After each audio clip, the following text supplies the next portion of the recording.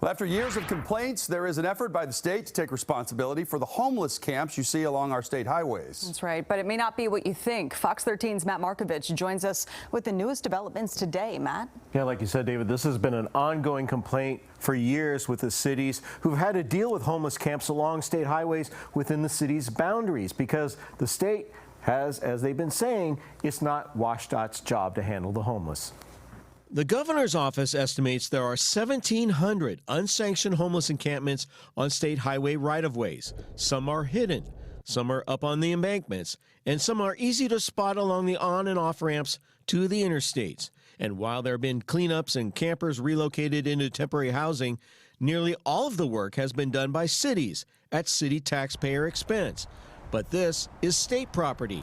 And for years, the state has left it up to the cities to manage the homeless camps on its own land, and the cities are frustrated by that. The city of Olympia has traditionally had a difficult time coordinating with the state when it comes to homelessness response. In Fife, for example, 1/5 of the entire city is made up of state highway right-of-ways, and there are camps.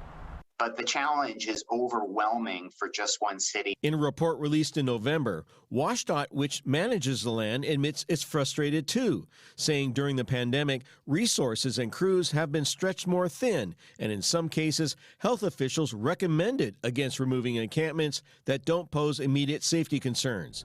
But there's now a proposal by the governor's office to take responsibility for the homeless along the highway. The problem that I've seen with this is that we lack a coordinated response for some of our very most vulnerable Washingtonians. Says the Democratic state senator sponsoring the plan for the governor to create a new division inside the Department of Social and Health Services, not to remove camps, but to better coordinate with cities on doing it.